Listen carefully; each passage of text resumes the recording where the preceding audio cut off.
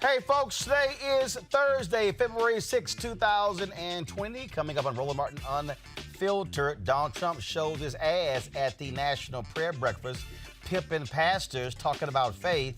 Yeah, I got something to say about that fake Christian. Also, Nancy Pelosi fires back at Donald Trump, saying she didn't just tear up his speech.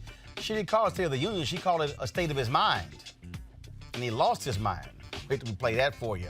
Also, Kweisi Mfume is going back to Congress to fulfill the term of the late Congressman Elijah Cummings. We'll talk to him right here on Roland Martin Unfiltered. Also, the president of Texas Southern University fires back at the Board of Regents after they voted to fire him. We'll tell you exactly what he had to say. Also, I talked with Tom Steyer about his chances. He says that essentially we got to focus on people of color when it comes to winning the nomination. So to hell with Iowa and New Hampshire. That's essentially what he said. And also, a documentary airs tonight on PBS that honors one of the greatest architects you may have never even heard about. We're talking about Paul Williams. Folks, we look forward to that. And so we got a jam-packed show. It's time to bring the funk on Roland Martin Unfiltered. Let's go. He's got it. Whatever the miss, he's on it. Whatever it is, he's got the scoop, the fact, the find. And when it breaks, he's right on time and it's rolling. Best believe he's knowing. Putting it down from sports to news to politics. With entertainment just for kicks, he's rolling. It's on go, y'all. It's Roland Martin, Rolling with Roland now. He's funky, he's fresh, he's real, the best, you know he's Roland Martin now.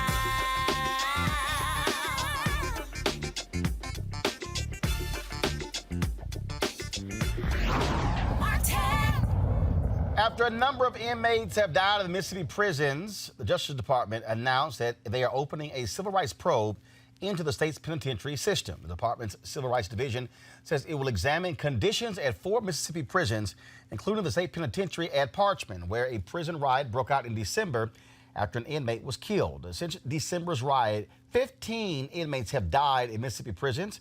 Officials say 2 of the deaths were apparent suicides by hanging, and many of the others are thought to be gang-related killings. Well, that's according to the officials. The Mississippi Department of Corrections says 29 staff members have also been assaulted over the same period. Joining me to talk about this is Sharon Brown of the Mississippi Prison Reform Coalition. Sharon, how you doing? This is Danielle Holmes with the Mississippi Prison. Okay, Danielle, how are you? Doing great. So obviously, look, you guys had the protest more than a week ago. And then, of course, the governor then comes out and says, hey, enough is enough. Now you have this announcement by the Department of Justice. It seems that all the attention y'all have been putting on this is paying off. Well, we thank God for the pressure that is being applied, and now individuals, lawmakers are beginning to pay attention. But as it relates to the Department of Justice and our now sitting governor, Tate Reeves, this information isn't new to them, right? The conditions at Parchman are decades of systemic issues that have gone unattended. And so while many may deem this as a small victory, as we would declare it, is nothing new. And the Department of Justice has known for years the condition of Parchman. The SPLC has filed a lawsuit, has asked the Department of Justice to investigate. The MacArthur Center for Justice here in Mississippi has asked the department for an investigation. And now when the inmates have courage, those that are incarcerated had courage enough to begin to expose their situation. And now the world knows the conditions and the inhumane and cruel and unjust treatment of the those incarcerated. This is now what we're getting, bits and pieces. It's still not what we're demanding and asking for. But, you know, we're just not happy-go-lucky today because the Department of Justice has decided to launch an investigation because they've been sitting on this information for years. Obviously, because they have to now actually visit there, they're going to have to see those conditions, you know, but we'll see if Mississippi tries to clean those things up. But all those videos that have been shot are going to play a huge role in collection of evidence as well. Absolutely. Well, we're certainly going to keep covering this story. And look, y'all done a great job thus far, and we'll certainly keep that up. Thank Thank you so much. All right, want to go to my panel here in D.C. We, of course, are joined by Erica Savage-Wilson, Savage Politics Podcast. Of course, Dr. Greg Carr, Chair, Department of Afro-American Studies, Howard University, and Reese Colbert, Black Women's Views. And so, look, this is where pressure matters. This is where shining the attention plays a huge role, and what people need to understand, protest has purpose. Absolutely. And for those people that say that it doesn't matter, this is a great example why. And then also thinking about inmates who actually had cell phones so that they were able to capture the video footage. Could you imagine that a population of mostly Black and brown people reporting abuses, talking about different things that are happening and not being believed, as they've not been believed for decades? Right. When I think about Parchment, I think about its proximity to Angola, which is essentially a large plantation. And I think about the Black bodies where they are still reenacting moments of slavery, where you have a white man mounted on a horse, ensuring that those people that are incarcerated are doing the work, which is still picking cotton. They are working the land. Right. And so I know Tamika Mallory and her Justice Coalition has been doing things around this. And this is another reason why it is important to engage in your local politics. We're talking about a Republican governor of a state with a significant Black population. Right. People have to understand that their engagement matters on the local, state, and federal level, because they need to see governorship at that level, executive level, that's reflective of the people that reside within that state. Absolutely. Yeah, I agree with everything you said, Erica, and I would just add that, well, continuing along that vein, these young sisters in particular, I think about Rakia Lumumba, who graduated from Howard Law School, whose father was the mayor of Jackson, Mississippi at one time, whose brother is now the mayor. I mean, these young sisters are working electoral politics, but they're also organizing outside of it. And of course, that's a Mississippi tradition. Mrs. Hamer was beat mercilessly in one of those prisons. In fact, Parchment, you know, I think about Kwame Ture, Stokely Carmichael, incarcerated there. I was in Chicago finally on Friday night, the night before Black History Month kicked off, having a conversation around Black history. And a lot of people in Chicago expressed concerns for what's going on in Mississippi, because that's the reverse migration pattern. Right. Some of these youngsters down there who are now being treated this way, these young brothers in particular, actually it's a reverse migration. They left Chicago going back down there looking at whatever they're into or not into, but they should not be treated that way, because their bodies are counted toward electoral politics. They're counted for forms of representation, but at the end of the day, Mississippi is too Black to allow these white supremacists to continue to hold elective office. We got to register to vote. We got to go in here and break the back of this. That's right. Right, and actually, Mike Espy, a Black man, is running for U.S. Senate. I mean, obviously, that doesn't necessarily solve the problem at the local level, but that's an example of how representation matters. And, you know, in the Senate, they have jurisdiction over the DOJ in some regards.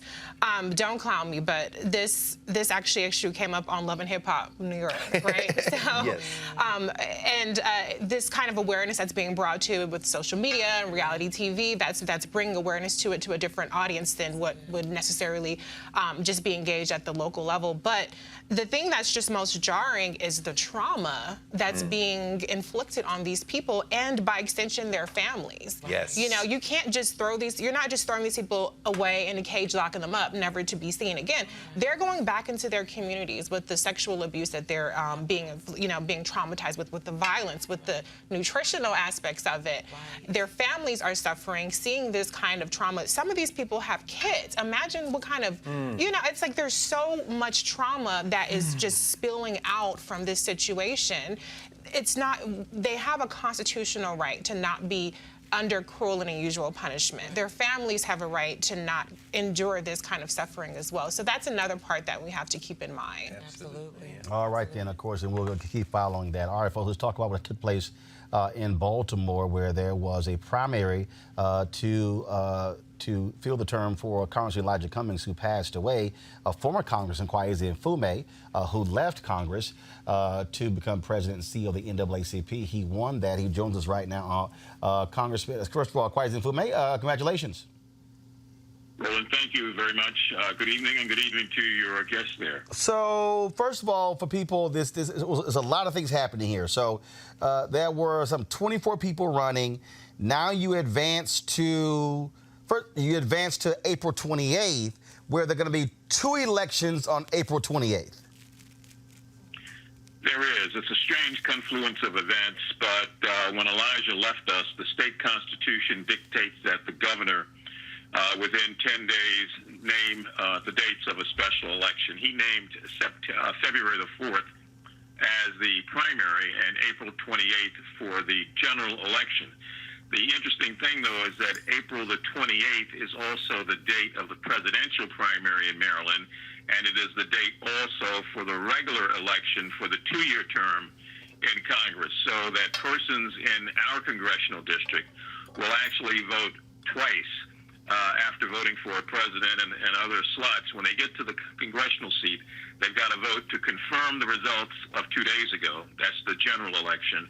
And then while they're there, they have to vote also to nominate someone for the two-year term in the primary election. So on April, confusing. So on April 28th, you're running against Kim Klachik. She's also been on this show, who got on the Republican side to fulfill the remainder of the term from April through November, well, through the next Congress, of Congressman Elijah Cummings. And then on the same day, you have the actual primary for the next 2 years. And a lot of the people who you just defeated on Tuesday are actually going to be running against you again.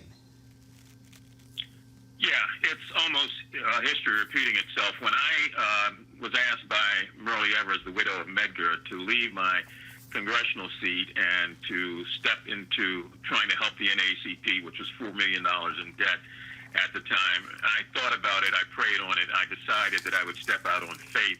I called Elijah and asked him if he would run for the seat. He decided to run, got elected, and gave us 23 great years of service. But interestingly enough, in that special election, like this special election, there were 23 candidates that he had to run against. And the similarities are striking, but, you know, it's the process. It's what you have to go through to constitutionally qualify. And so we're going to have another election on April the 28th, but in the 7th Congressional District, as you just stated, there will be 2 elections for voters. And of course, one of the folks you beat, she came in second to you, Congressman Cummings' widow, Maya Rockmore Cummings, and she also says she's going to be running again on April 28th. Democrats hold a 4-1 advantage in this congressional district. Many believe that you are essentially a shoo-in to beat Kim Klachik, who really got some attention when she shot this video of some trash and housing conditions in Baltimore, and Donald Trump, he then pushed her video out there as well. And so what argument are you going to make, obviously, why you should return, or you should fill the remaining months of Congressman Cummings' term, as well as winning a 2-year term? Well, I believe that you place strong leadership with strong leadership. And in this case, Elijah's sisters are with my campaign. His daughters, as you know, endorsed someone else who may or may not be on the ballot. But his sisters are with me, and he's been a friend for 42 years. My real issue here is that we've got to find a way, meaning we in the 7th Congressional District, to look at everybody and to determine what's best. I don't take anything for granted. Every time I hear the word shoo-in, I run away from it. I fought for everything in my life that I've ever had since I was walking the streets of Baltimore as a member of a gang and running around homeless without a high school diploma or anything else. So for me, it's fight for what you believe in, and I'm going to do that. I think in terms of Ms. Klachik and I, the contrast is clear. She's an ardent supporter of Donald Trump. I am not.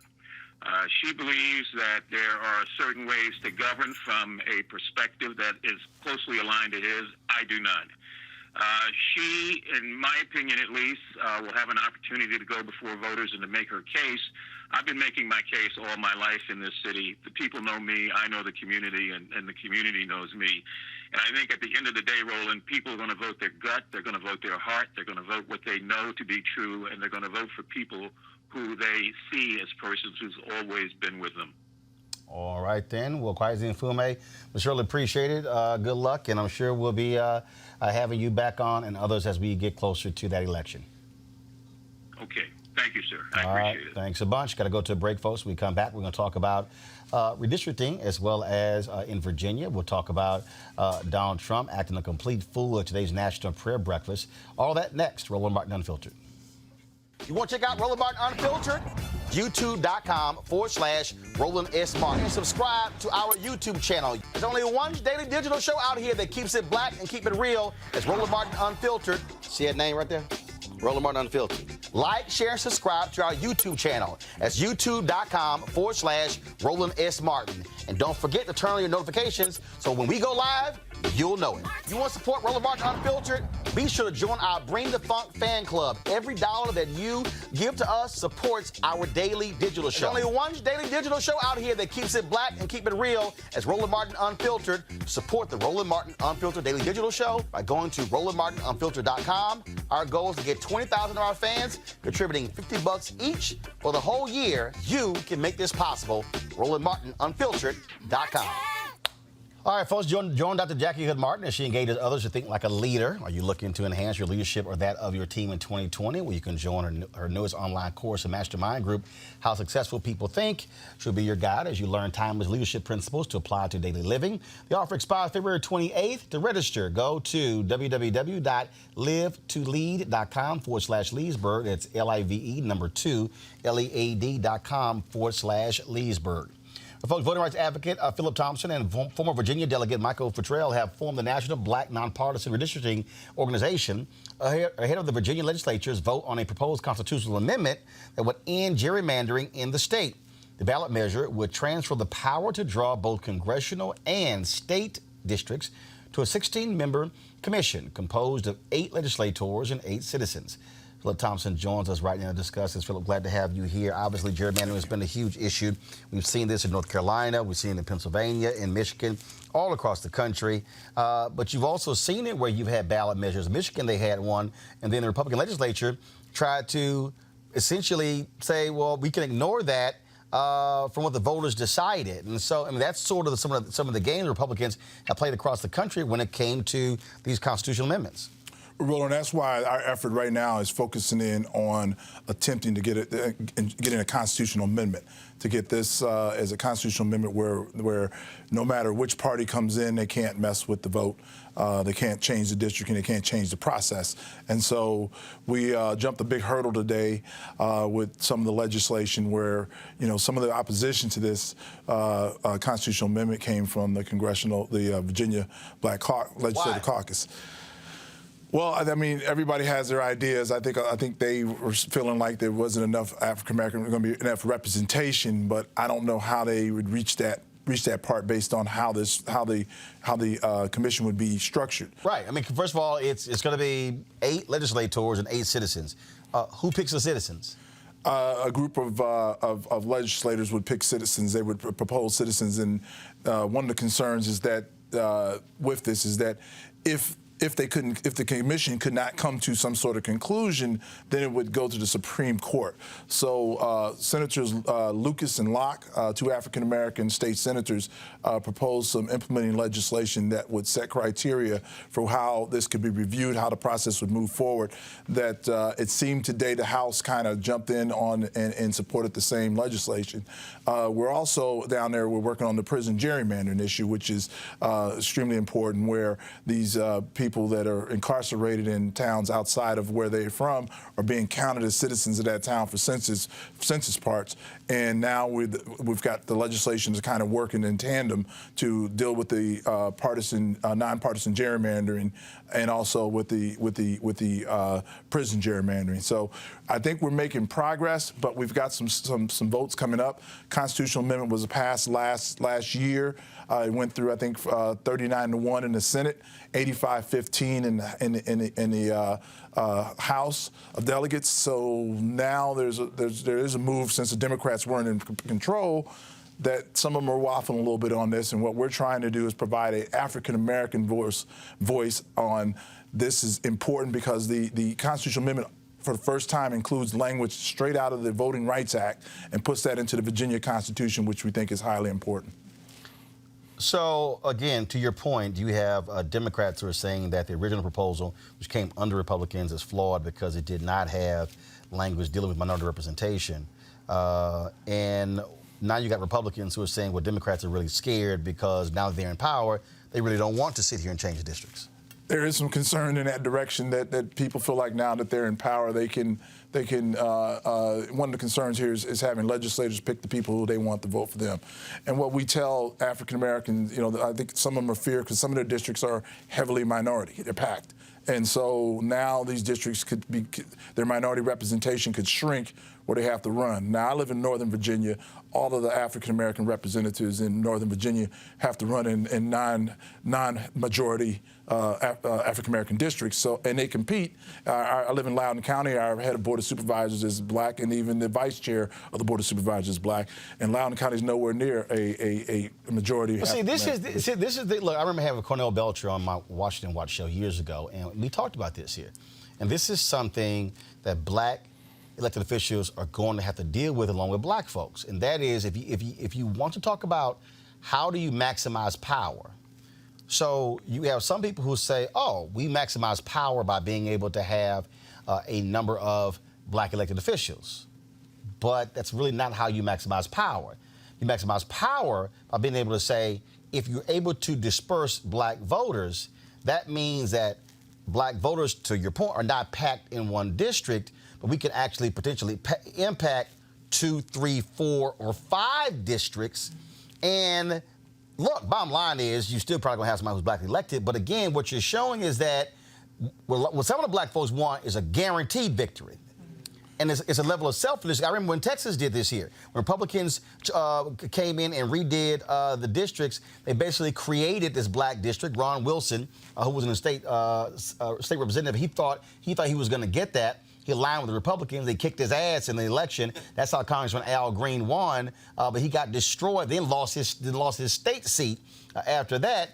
But so what they did was they stripped black folks from 2 or 3 districts that white Democrats got elected in, packed them in a black district, and people were like, oh, we've created a new black district.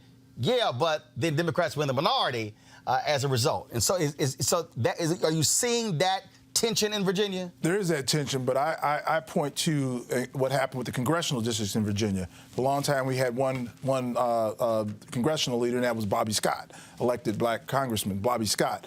And Bobby Scott's district snaked from Richmond down to the Tidewater area in a very meandering way. So they put all the black people all in that one district. Well, when that district was challenged and found to be unconstitutional, then they changed the districts, and then what do we get? We got a second African-American congressman, Don McEachin. So you can see where that can benefit if you cut the districts correctly.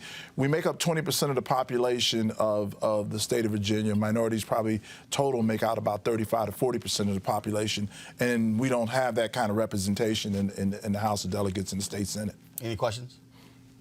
I have one around the redistricting. So you talked about, when I looked at the platform, that there would be 8 citizens. This is through One Virginia 2021? Correct. Okay. And so that leadership circle, you're a part of that leadership circle as well? We work with One Virginia 2021, but our organization, we're starting to branch off nationally because we're seeing this issue on a national basis. Okay, good. And the reason I brought that up is because when I looked at the leadership circle of One Virginia, I noticed that there was someone who was formerly the founder of the Tea Party Federation, and just wondering that gerrymandering is something that affects all of us by and large. What is the balance of power there in ensuring that whatever is put forth with this commission, that it does accurately reflect an expansion of power? The president of One Virginia 2021 is a longtime Democrat.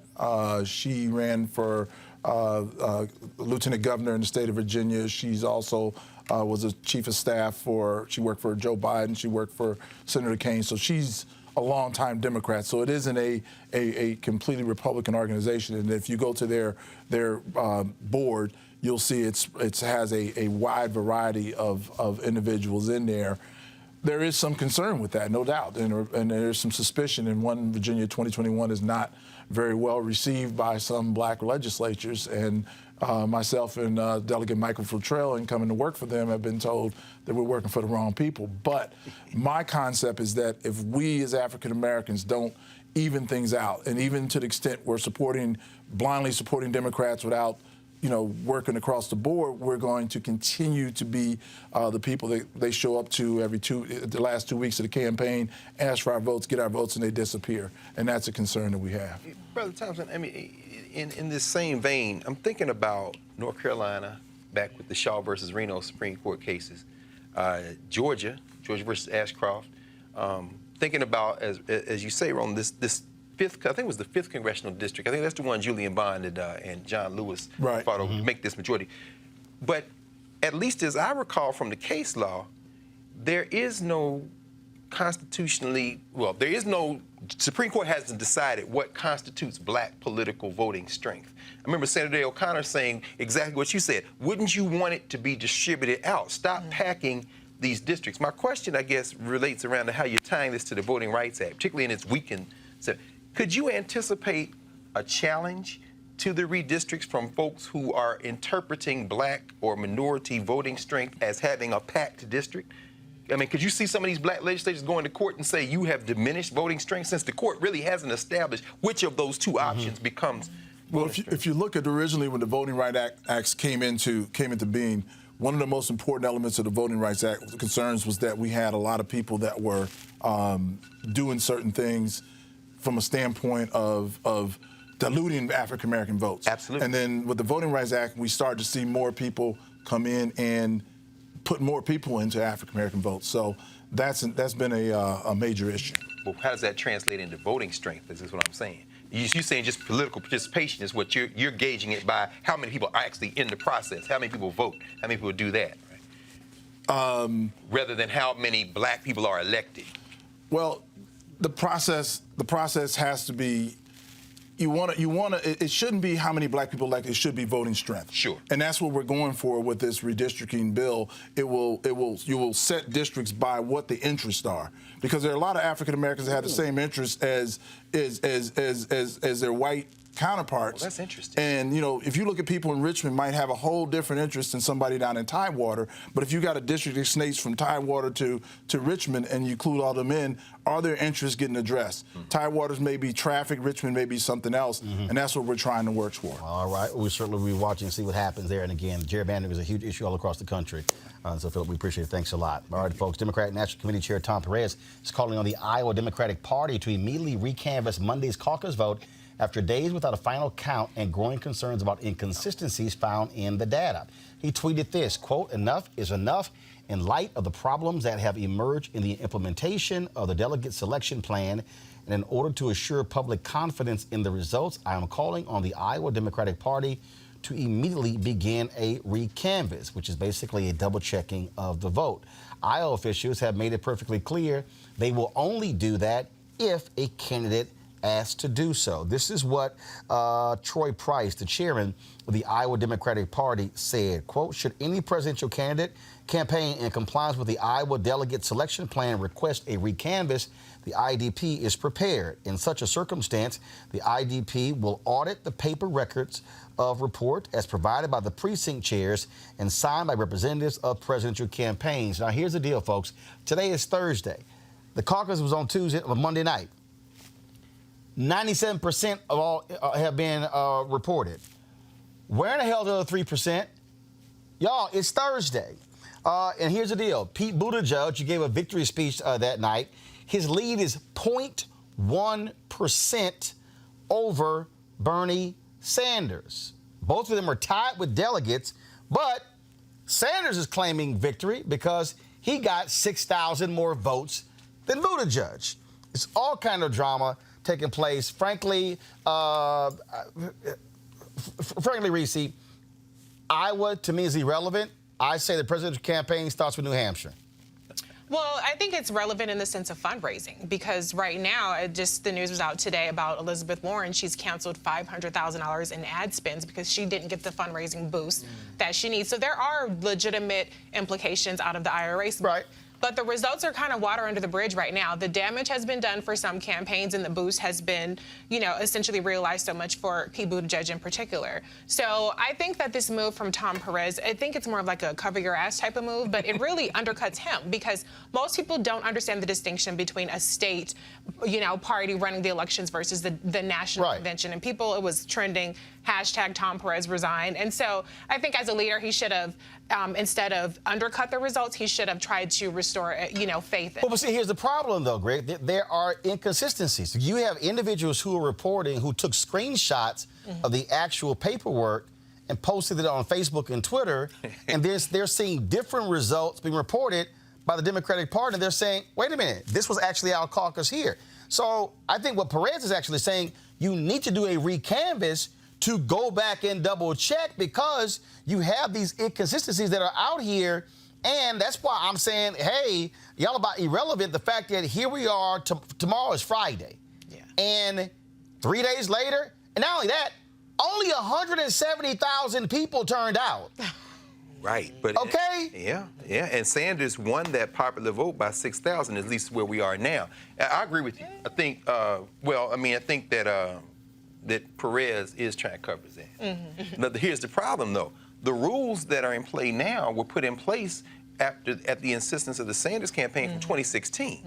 And so I think a silver lining in this is that it is revealing what was probably already there and always there. And since the Republicans have no interest in counting all votes, what we now are having a conversation about is the integrity of the voting process. This might be the way we get to that conversation. Only other thing I would say is you're absolutely right. New York Times is reporting in the hour since we've been here, since we came to the set. They've reported at least 100 errors. They've reported to the Iowa Democratic Party. And the party is beginning to, you got votes for Tom Steyer. You got votes for, what's the brother from Massachusetts? Deval Patrick, Andrew Yang. Exactly. And so the number of delegates, just because Pete Buttigieg has a 0.1% lead, that's in the delegates. That's not the number of people who showed up. And it's a three-step process. First of all, you come in, you declare who you're for. Then if you're not viable, you drop out. Then you move to the second. Then you move to the third. Which is all, for me, totally BS. It's BS, I'm sorry. no question. But the crazy thing about sucks. it, they've got to report each tally at each number. Now, of course, and they're doing it by hand. There's no way. Exactly. There's no way you would not uncover errors. So finally, I just say that, you know what? This is all right. I agree with you. Sanders is going to be hurt by it. Buttigieg did what he needed to do because he's dead in the water after the next white primary. He hadn't gotten enough. Seriously. He can't go to South Carolina. He can't go to Nevada. He did what he had to do. But Warren may be the loser of this ultimately in terms of this whole thing. And look, Erica, the greater issue here is that only 170,000 people turned out. That's 70,000 less than who did 2016. Democrats should be asking, where in the hell is the enthusiasm? What the hell? Where do people go? Right, and I think we've been calling for that, even though we're not a part of that 90% whiteout in Iowa. So I think the larger piece is exactly what you all said, in that there should really be a call for this pageant of Iowa to be over with. Watching the coverage of this Senate impeachment trial was so interesting because there was such a rush to move from that impeachment trial to Iowa so that these people could go and have coffee at their favorite place, talk to people, just get back to that sense of Iowa and seeing what's on the minds of Iowans. And a lot of what the little coverage I did actually dabble into is people were still undecided. There were some people that were still making up their mind on the day of the caucus. So honestly, this is, I think, more than enough reason to do away with this and to really get to the meat and potatoes of what we're going to be doing. But you also still have some issues that are going on. First and foremost, if you are Joe Biden, we're like all hell.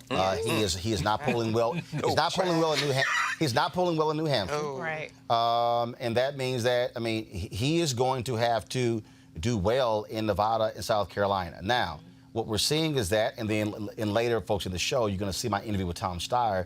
The lady's polling that Tom Steyer is actually in second place in South Carolina, and is polling around 24% among African Americans. That's what's happening there. So if you're Joe Biden,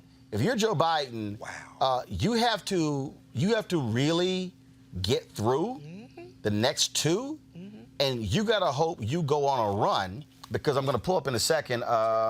Polling was released in North Carolina.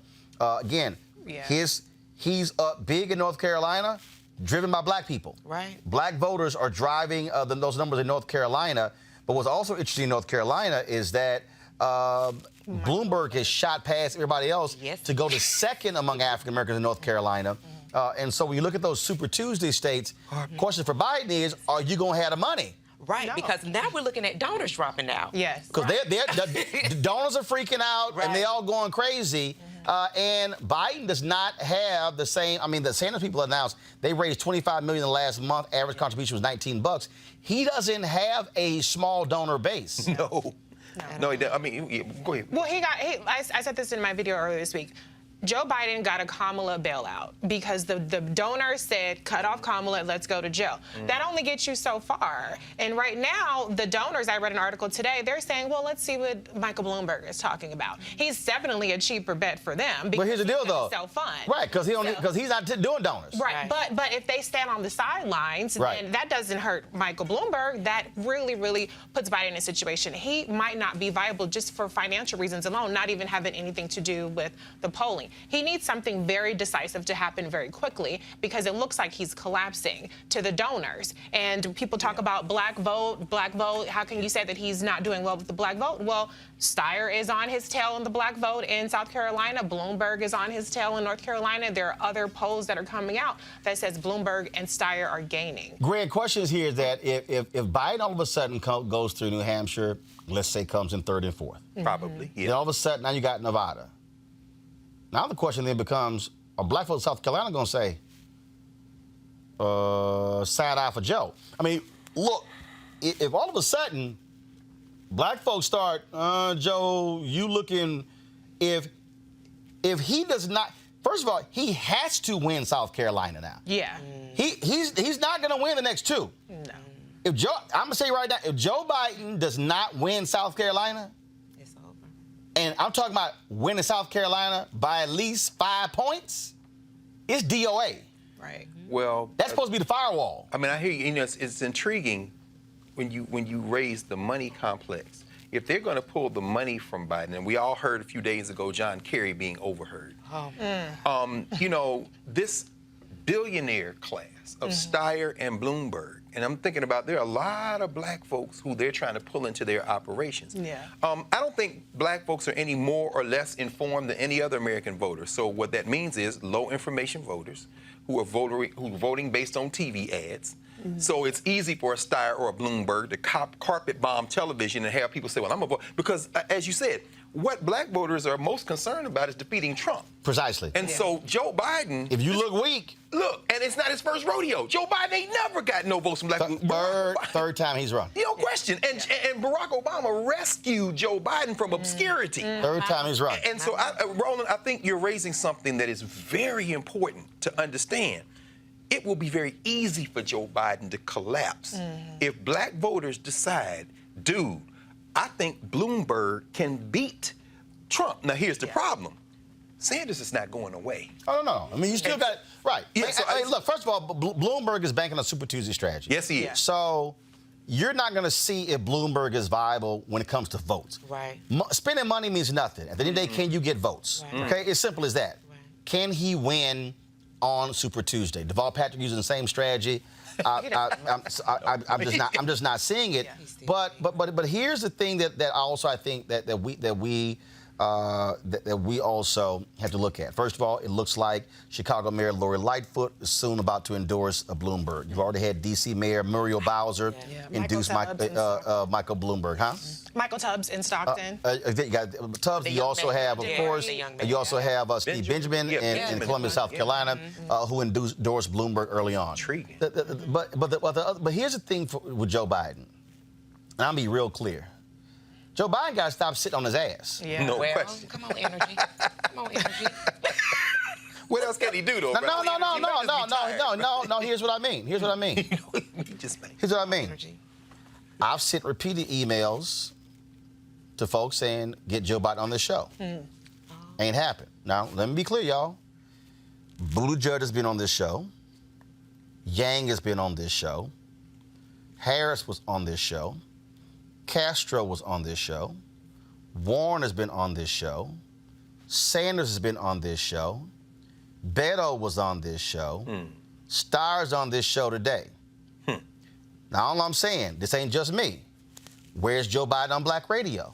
Right. See, I don't understand what. Look, dude, if you ain't got money, Listen. Yeah. That's what you might want to take advantage of free media. No question. I don't understand why. I don't understand why on Sunday, before Iowa, all the campaigns they let Buttigieg hit every Sunday morning news show. So I don't know what. And see, and Joe Biden is doing these events. He did several events in Iowa. He didn't take questions. All sort of stuff along those lines. I think it's testy. But it's sort of like, dude, what are you doing? I'm serious. I mean, he is going. Yeah, I get it. You 77, but here's the problem. He's 77. Sanders 78. You ain't lying. Warren is 70. Right. And if you had to compare the three of them with energy, Right. Yeah. Biden ain't doing well among those three. No. He is going to have to do more. And what Joe Biden's also going to have to do, why you want to be president? I mean, you hear Buttigieg talk about, vision outside of Washington, D.C. You hear Warren talking about going after the oligarchs. You hear Sanders wanting to upend the entire system. You hear all of that. Has Joe Biden actually clearly articulated, this is why I need to be president, other than I was Barack's guy? No. And I think that these signs that we're seeing now are things that we saw even before, like, he officially announced. That, for me, I've always seen this as a low-energy candidate, so to speak. Yeah. And so there wasn't any fire. There wasn't any pistons that I was kind of expecting out of Joe Biden. I think that what we're left with Bloomberg is that he's got a plethora of money. If you pay attention to, like, MeTV, he's running ads all throughout the night. He and Tom Steyer on those networks. Yes. You're also seeing that they're actually doing something different with the folks that they're hiring. Yeah. They're putting them up in nicer establishments. Yes. They're paying them very well. Yes. And so whether or not a person can compete with that, it's still about the person that's running for president. You can So compete I with agree that. with you. Well, No. You can compete against all that. Because first of all, the voters don't know nothing about all of that. But you still have to say, this is why I should be president and I can beat this guy here. If Right. you don't, if you go back to Hillary Clinton, one of the struggles for her still was articulate the message, not ready on day one. Right. No. Right. Why should we entrust you with the presidency? That's where he has to do that. And now, here's the deal. When you were finally leading in the polls, okay, you can sort of get through the debates. The next debate is Friday. Yeah, brother. Yeah. Joe Biden got to smoke it. He can't. He's not He going can't. to. going to, he's not. No, he's not going to. No, hold up. He can. Now remember. How can he do it, bro? How would you- hold if up. you were advising him, what would you tell him? Remember the vice presidential debate after Obama bombed against Mitt Romney in that first one. Biden came out smoking in the VP debate. Now some people thought he was a little too hyped up on caffeine, but no. If I'm Joe Biden, I'm coming out hard. Yeah. I'm coming out hard, and what I'm going to do is I'm going to stop this bullshit language of if I become president, I can get along with Republicans. I think he believes that, though. Yeah. He really believes that's that. That's not an act. Okay, but that don't play Elder in statesman. primaries. Elder statesman. But here's the deal, though. No. That's a general election line. And I think he's running a general election strategy. Well, you can't win. good point. You cannot, Joe. You cannot win a primary with a general election strategy. And I think that's what he's finding out. I mean, in fairness to Joe, I'm not endorsing Joe, but I think he has articulated his vision, which is the soul of the nation is at stake here. Now, is that persuasive? No, not really, because people care about healthcare, they care about taxes, they care about the economy. So, what are you going to do specifically that's going to benefit? But actually, if you go back, John, we had John Ward on here, and he was talking about his book that dealt with the feud between Jimmy Carter and Ted Kennedy. Yeah. Actually, that's what Carter used after Watergate. Right. No, it worked. True. The problem is Biden has to consistently make the point about moral clarity, principles, values. See, here's the deal. You got Trump who's going to say, damn all that, it's all about the economy. Right. Gallup has a new poll showing significant people saying like they're better off with their incomes, everything along those lines. Yeah. So you have to say, so while he's over there going, forget all the crazy stuff I say, forget me cussing today, forget everything else, economy. No, but you have to say, this man is evil, this man is corrupt, this man is a liar, this man can't be trusted. We have to return where you actually respect the President of the United States and the President respects the office itself. Well, I'm going to say something controversial. You can make a higher standing, but I'm going to say something unpopular, and it's something that nobody really wants to admit. I think this impeachment stuff is damaging Joe in his ability to make that strong moral clarity thing. Now, I am not saying in any way, shape, or form. Because they're bringing up his son. Because they're bringing up his son. They're bringing up all this corruption, this, and the other. People look at the headlines. People aren't in the weeds. And so sometimes just the insinuation is enough. And so Joe has done a very ineffective job, in my opinion, of pushing back on the actual stuff they're putting out there. He just says, oh, well, you know, Trump is scared of me, and this is why they're doing that. And he's very defensive about it. And Hunter Biden gave that awful interview. And so he's really damaged a little bit on his, I am the moral authority. Right. It's hard to do that when they say, your son's making money off your name. Your brother's making money off your name. I mean, you're raising something that's very important. The reason when you said it made me think about it as well. In terms of Bloomberg, the two billionaires are really the best poised to destroy Donald Trump.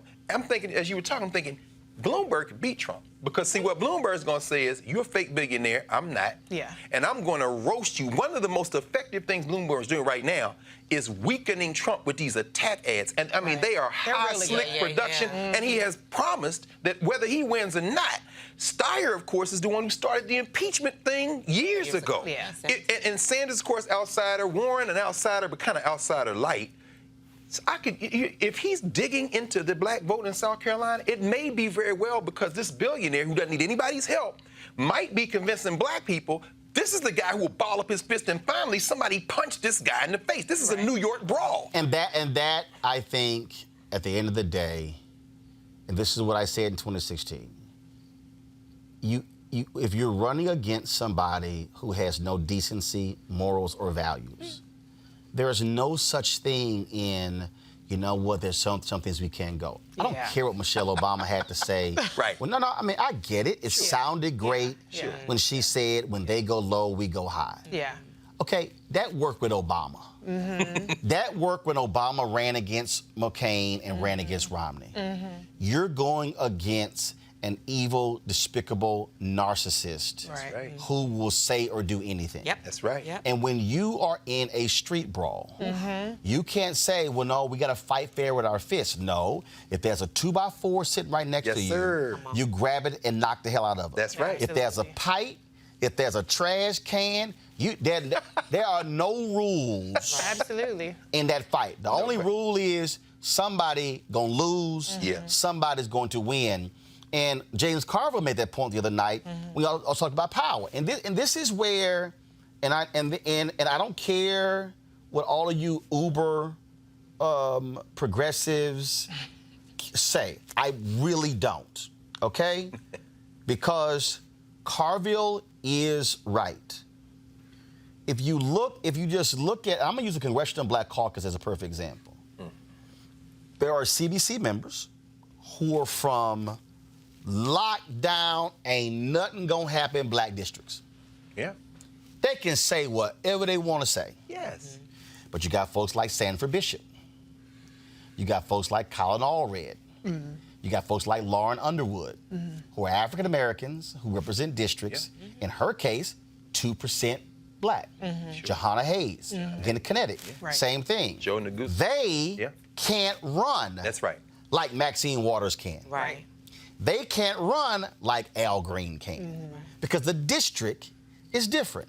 The fact of the matter is, for all these uber progressives and AOC and I get all of that, and guess what? The reality is the Democratic Party has a larger tent than the Republican Party.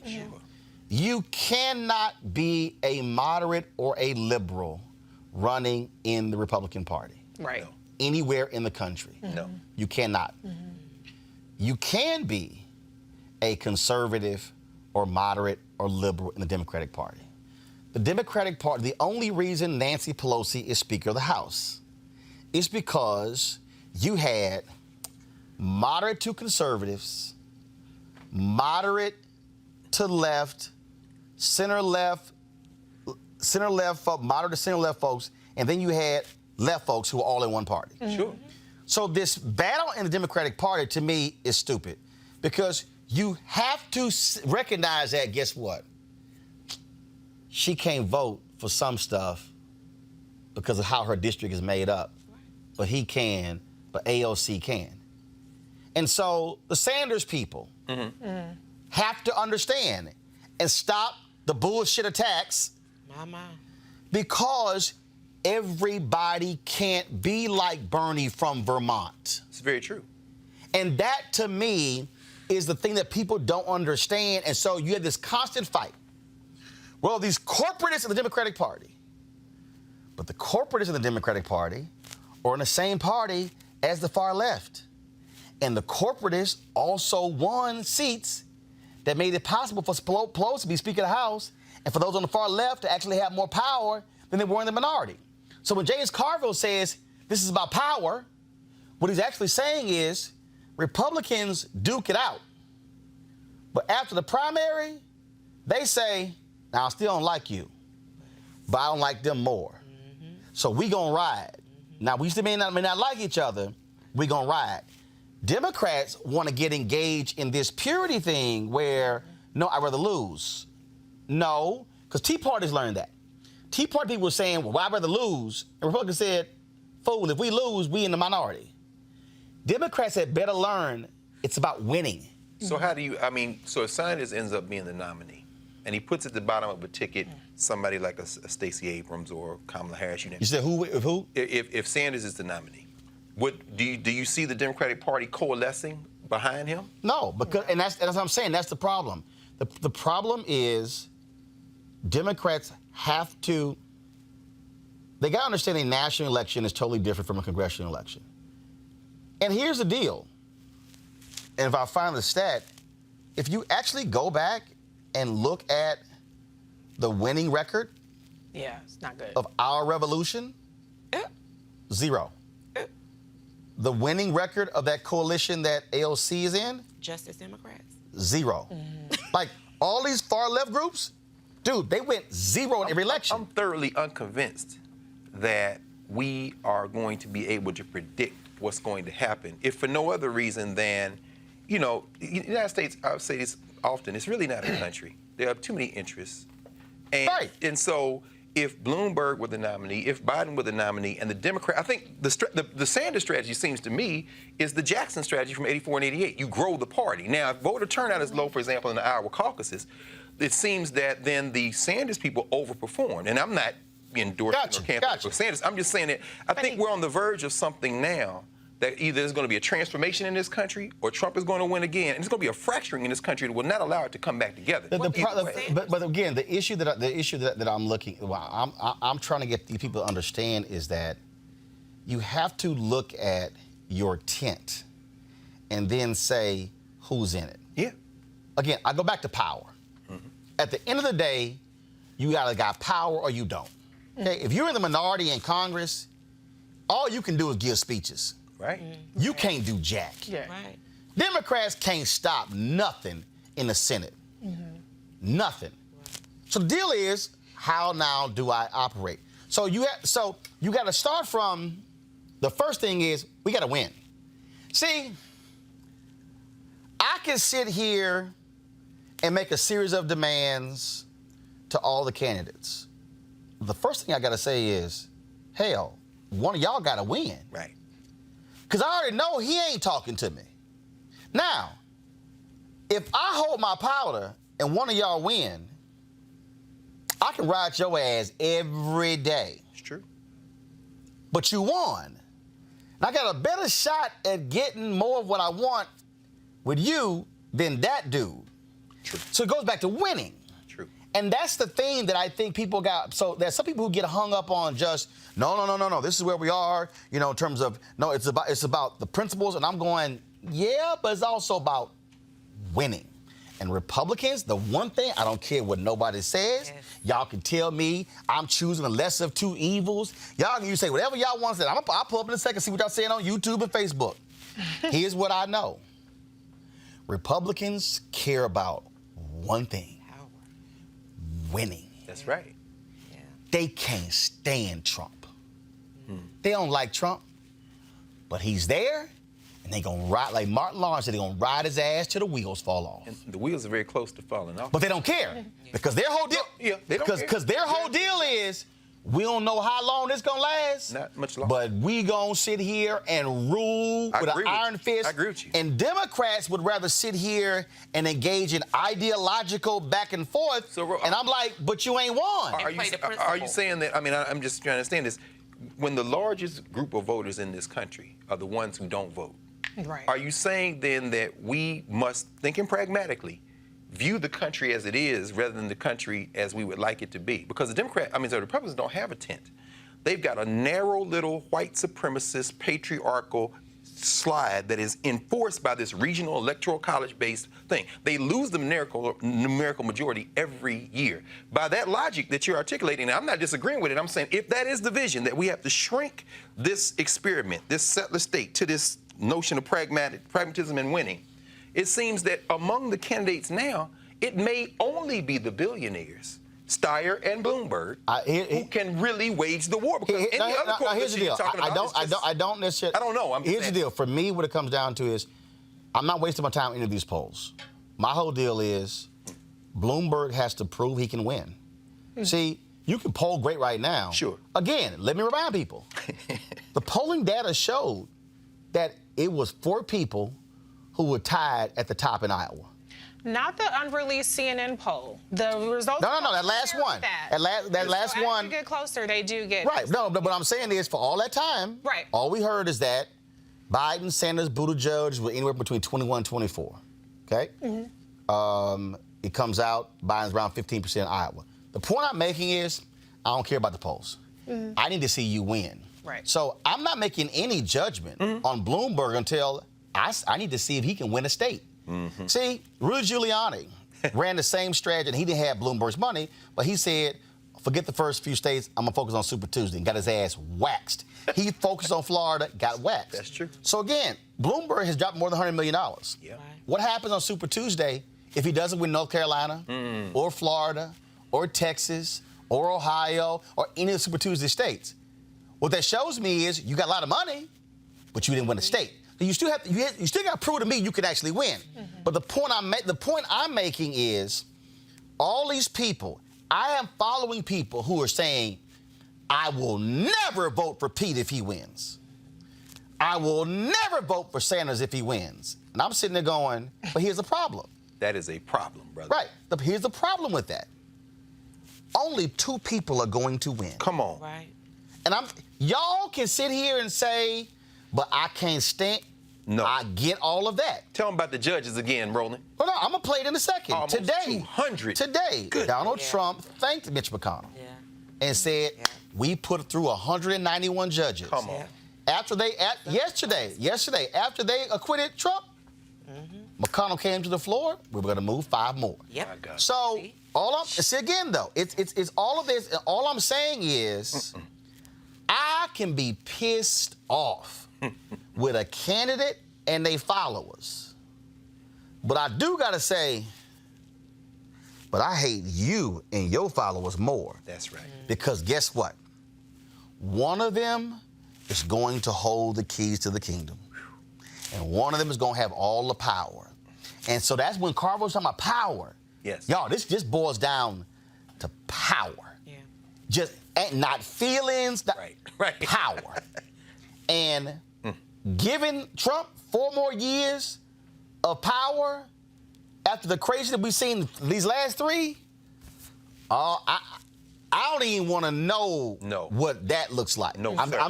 I'm just saying, so while everybody's going through these campaigns, no, sir, I would say pull back on some of that. I am not, because argue for your candidate.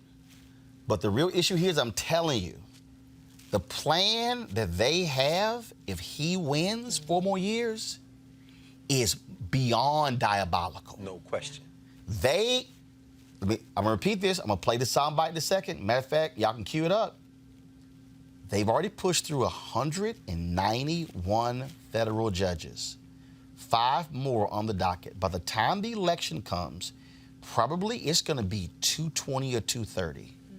If he wins 4 more years, I need y'all to understand, at the end of 8 years of Trump, if they control the Senate, he will have appointed 500 federal judges, and they are purposely picking white men between the ages of 35 and 45. White men make up 31 to 36% of the United States. That's right. Nearly 88% of all of the Trump federal judge nominees are white men.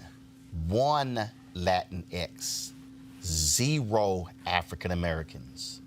If you want to say make America white again, That's the play, make brother. the America federal court system That's the play. white again, and not just white. Far right-wing, anti-civil rights, anti-woman, anti-LGBT, anti-environment, pro-business, right-wing white federal judges. That, folks, is what you're voting on. You got to go to break. We'll be back on Roland Martin Unfiltered. You want to check out Roland Martin Unfiltered?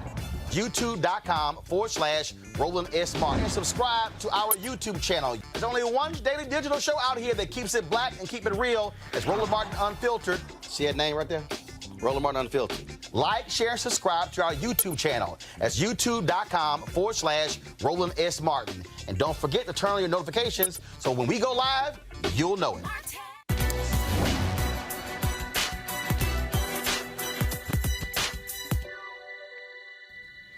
Every man prays in his own language, and there is no language that God does not understand. Composer and bandleader Duke Ellington.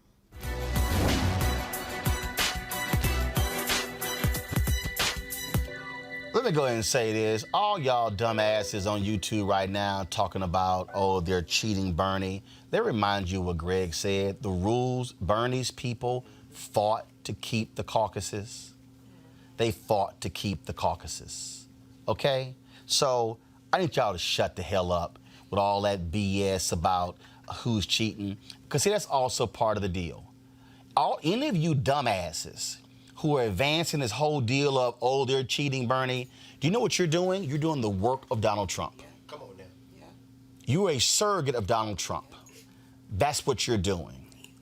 The reality is the next state, New Hampshire, is a primary. All right? The polls show Sanders is leading.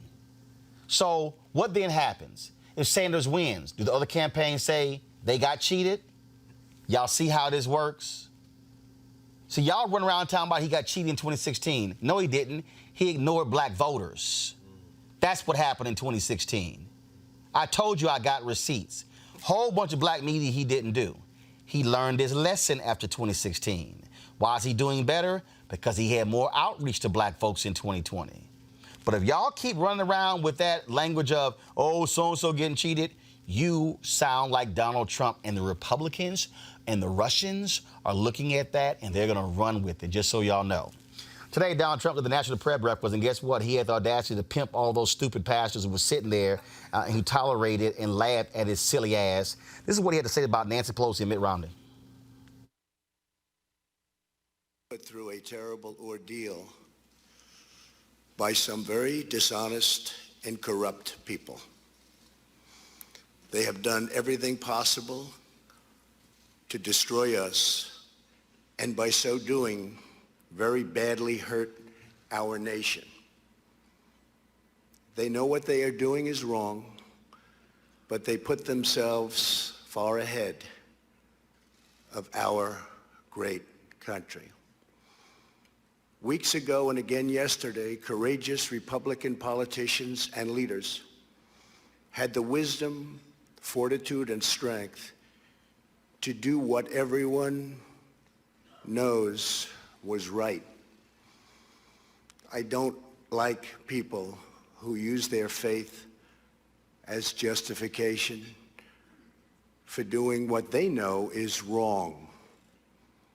nor do I like people who say, I pray for you, when they know that that's not so. So many people have been hurt, and we can't let that go on.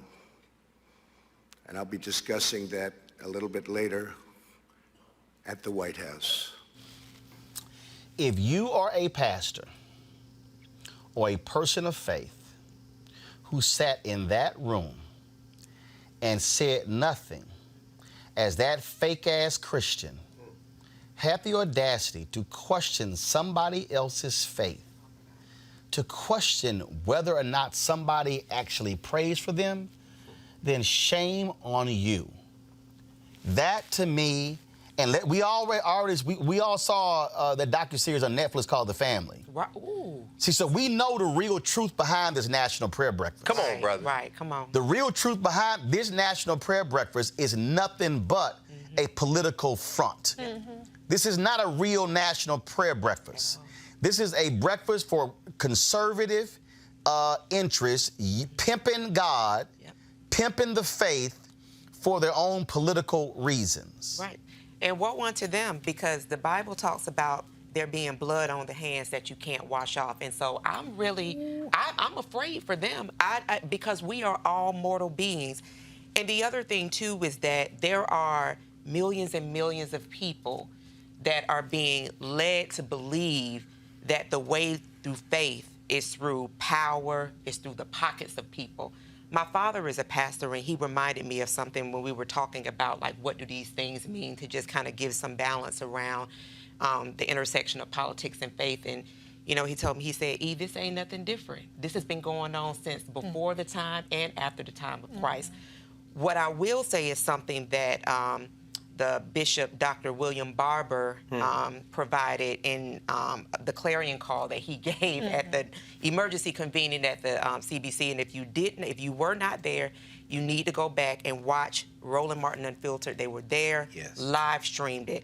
And he talked about this being time to get your ass up, and he did not say this exactly, but get your ass up and start fighting. Yes. It is not time to lay down. It is time to turn down the volume on entertainment, because we can see where people's interests actually lie that do have power. They have become drunk with that power, and so it is time that people become activated, and that is not just through voting, but it is also through becoming civically engaged. So these conversations that we're having when we're talking about the courts and how there is a consolidation of power that is happening before our eyes as people are dancing their days away, that there is an understanding that we all, not just here on this platform, not just Roland to provide the information, but we all have a part to play in saving what's left of our democracy. No, that's absolutely right, Erica. And you know, watching Trump at the White House today, that his victory lap speech was really something that could have been delivered by Andrew Johnson in 1868 after he was acquitted in the court. Listening to him, and then, as you say, with this prayer breakfast, which we know what it is, I'm reminded that 2 years before Johnson was acquitted in 1866 in Pulaski, Tennessee, Nathaniel Bedford Forrest and his group formed an organization called the Ku Klux Klan. And the core of the Klan belief is their interpretation of Christianity. They are protecting America from the hordes of blacks, and they want to put women back in the kitchen. This is the Klan philosophy. That prayer breakfast could have been a Klan rally. And those ministers, if you're a white nationalist minister, you in the Klan as far as I'm concerned ideologically, because that's what we saw at the White House. Only other thing I would say is this. I was looking for Ben Carson. I didn't quite see him in there. And Tim Scott, Trump shouts out from the podium. And I saw one other brother in there, so let's assume there were three there. Everybody else in there was white. These people are ideologically committed to one thing and one thing only. It's wrong to say power, but their power is read through race and white maleness. Their Christianity excludes all of us. If Jesus Christ was here today, he'd be in an internment camp, or he'd be sitting here with us talking about fighting, or he'd be saying what Reverend Barbara's saying. Let us not mistake these people for any type of Christian. I'm not, don't worry, brother. I'm not praying for you. I'm praying against you, because you are, in fact, as David Walker said in 1829, the devil. And anybody with you is a devil. So let's be clear. That's right. That's right. That's right. You know, Trump is a complete degenerate. I mean, question. he is a serial sexual assaulter. Yep. He is corrupt. He's a criminal. He's surrounded by criminals. All of the GOP are his co-conspirators. Yes. So how dare he sit up there and lecture anybody, or like you said, question anybody else's faith, who certainly through their works have a much better product than what Donald Trump can point to. And, you know, speaking of the Klan, they don't even need hoods. Nope. They got Presidential Medals of Freedom Woo. at the State of the Union. How about that? So how about that? Yeah. So we got a lot of issues that are going on, and it's all out there in the open, and people are asleep, not woke. And they need to wake up. We have to turn down the volume on entertainment. You cannot Instagram this. Yes. You cannot Facebook Live. You cannot laugh this away. This is an existential crisis, and people have got to get up off of their asses and connect with some type of civic engagement, with understanding. If you don't understand, that's fine. But thinking that these things are just going to go away, these people have their foot on our neck. If you were not born during the civil rights era, welcome to the civil rights era of 2020. And let me just ask, why don't we, I'm talking to black people now, why don't we channel some of that energy that we have against each other? Come on and now. ripping each other apart. Now, I'm not defending Gayle King. No. Let's talk about Gayle King. Ooh, they came for Gayle King. Yeah. And Gayle King, you know, she came for somebody she had no business coming for. But why don't we direct some of that energy, some of that outrage, some of that, everybody's heard about it, but has everybody heard about the Mississippis? What's happening down there? Does everybody know what's happening? No. There's so much that's an immigrant, a person who was a mistaken identity, was shot in the face. My God. 2 people. So we're not directing our energy. We know everything, like you say, entertainment. We know all the Shade Room, Baller, all that stuff. I watch it too. Don't get me wrong. But we're not where we have that swell of energy. It's at each other. It's at each other. And not at the people that are doing the most damage to our communities and our society. Well, I know one person who who's had enough of Donald Trump. And speaking to Nancy Pelosi, she addressed why she tore up that pathetic speech of his on Tuesday night. Yes, ma'am. You often counsel your members to be dignified in their response to take the high ground. Did you step on that message by tearing up? No, I did not. No, I did not. I tore up a manifesto of mistruths. It's very hard for us to get you to talk about the issues that we are working on, H.R. 3, infrastructure, and the rest. He misrepresented all of that. It was necessary to get the attention of the American people to say, this is not true, and this is how it affects you. And I don't need any lessons from anybody, especially the President of the United States, about dignity. Dignity. Is it okay to start saying 4 more years in the House of Representatives? It's just unheard of. Is it unheard of for the president to insult people there who don't share his view, as well as to misrepresent, present falsehoods? Some would use the word lie. I don't like to use the word lie about what he is saying. So, no, I think it was completely, entirely appropriate. And considering some of the other exuberances within me, the courteous thing to do. Damn, Roland. I mean, when you say 330 million people in this country. Looking at the State of the Union, I'm so glad you said what you said about Rush Limbaugh. I'm watching these 2 ex-frat boys who went to the same prep school, Georgetown, 2 stolen Supreme Court seats, smirking at each other. And then John Roberts, who wants to be, the institutions are so important, John Roberts couldn't even shake Donald Trump's hand. Because guess what? You let this cat out the bag with Citizens United, but now you're seeing coming down the aisle. You're going to reap what you sow now, Roberts, because you've realized your institution may have been damaged beyond saving. You're right, this is an existential crisis. It is. Well, and then, of course, they're so mad at her, and she's like, I'm sorry. Yeah, I tore it up. You know, and then all these people who we need to go after her. Yeah, but this is the same clown who wouldn't even shake her hand. Yeah. Right. So that's why I'm like, I don't want to hear nothing from none of y'all. Talk about what was classless and stuff along those lines, because this man has none. No. He has no sense of decency. And to her point, she also, in that same news conference, she said, you don't give the president your Medal of Freedom at the State of the Union. Right. She said, we don't come to your office doing congressional business, so you don't come to our office doing that. But Roland, to the point you were raising, how you answer this? Does what she did the other night, and I'm just saying playing devil's advocate, literally, does what she did the other night hurt Connor Lamb, for example, in Pennsylvania, in those Trump districts that these moderate Democrats... No, here's why. I think Nancy Pelosi, at some point, you got to go ahead and do what's right. And what's not what's popular. And I'm going to go ahead, and I told y'all, when I interviewed Nikki Giovanni on this show, and because it's unfiltered, I can go ahead and say this. In 2000, when they were at the Tavis Smiley State of the Black America panel, and then it was her, I think Stanley Crouch, and I think Charles Ogletree was moderating. They asked Nikki Giovanni, he said, Nikki, why do you love Tupac so much? And she said, point blank, somebody got to call a motherfucker a motherfucker. How about That's what she said. Yes, sir. Yes, sir. There comes a point where you can no longer say, no, I'm going to do the dignified thing. I'm going to go ahead and these are our customs. These are our rules. Her whole deal was like, you know what? No, I'm good with this here. Somebody needs to go Nino Brown on this fool. I mean, that's it. There's he's holding up the Washington Post, the very same media that he condemns and lamblasts on a daily basis, puts people's lives in jeopardy. You're talking about the trusted travel program has been essentially suspended in the state of New York. Now, when we tie journalists into that, we've had journalists that have traveled to other countries that have had difficulty getting back in the country, that have been accosted, and that have had that have experienced those difficulties by Custom and Border Patrol agents. Right. So when we tie that all together, the Washington Post that has democracy dies in darkness has on their front page Trump acquitted.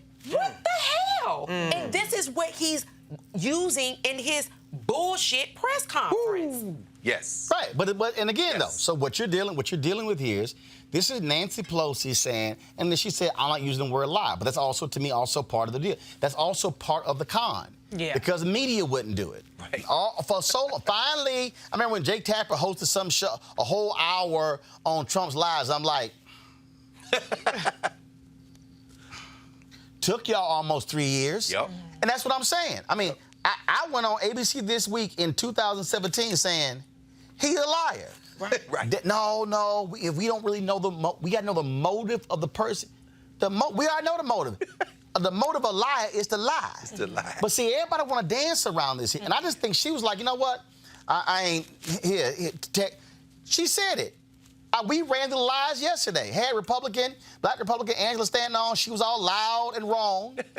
Mad when I walked through all of the lies. I walked through all the lies he said. She couldn't refute it.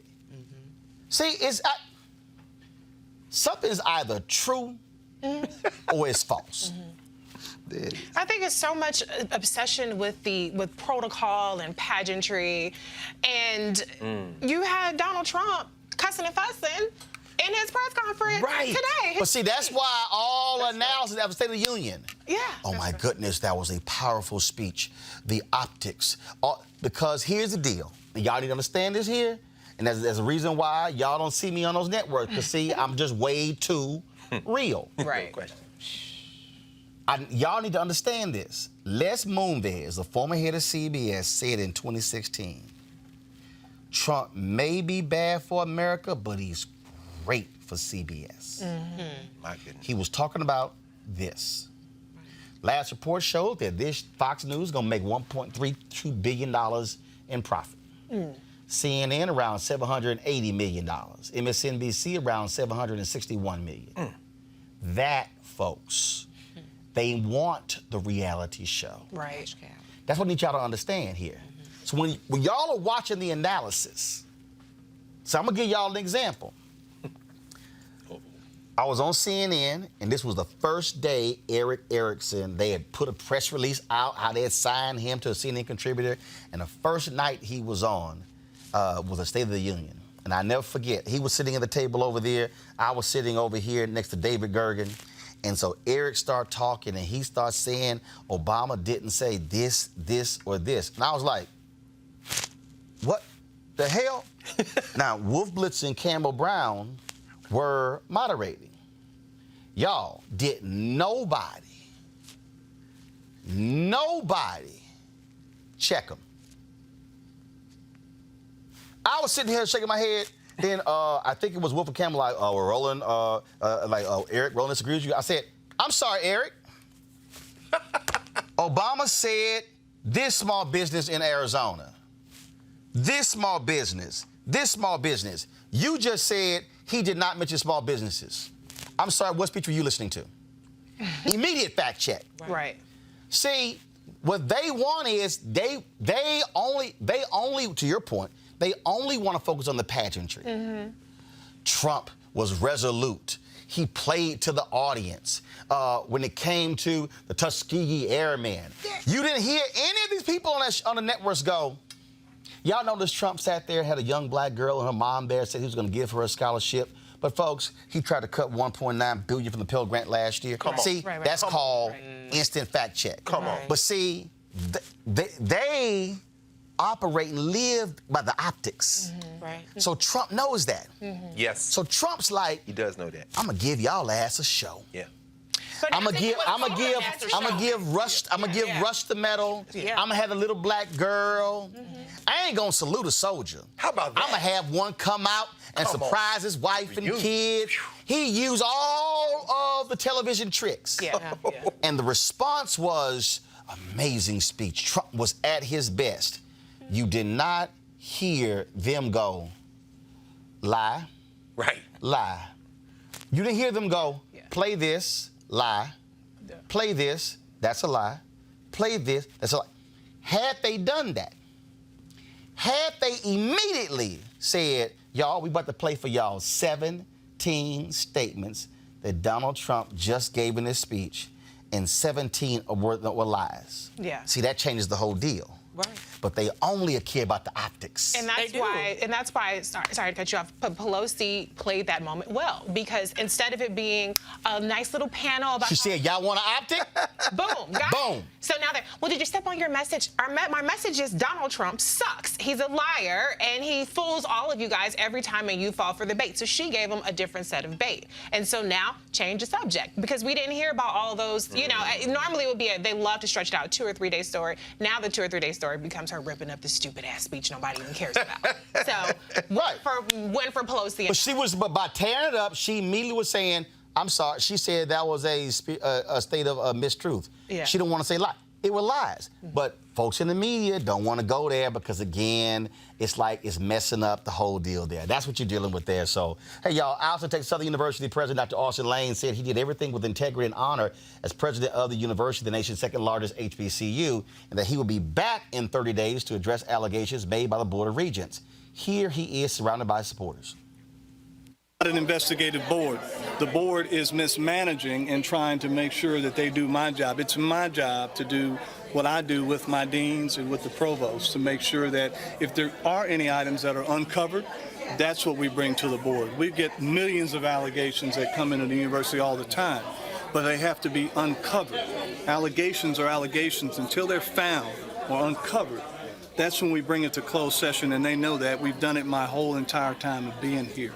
So I'm not going to do anything that's going to embarrass myself, my family, my supporters that are here today, my students, my faculty, or my staff. You won't find anything they said today that links anything to me. We'll be back in 30 days with my attorney to dispute every last one of the things that they mentioned in there, including that James Douglas. I don't know where that came from. That threw me for a loop. I don't know what they're talking about with that. But it's clear that they've been spending the last 4 hours trying to negotiate with me and my attorney here for a buyout that we would not accept. Why? Because we didn't do anything. So we'll see you in 30 days. And he also, folks, released a statement today as well. First of all, he had a news conference today laying out how the board has violated their own procedures, all the things that he has done for the university, also showing how they have been out of order. And so he laid all those things out in this letter. And also, here's the other piece. The accreditation folks are going to be coming to TSU's campus next month.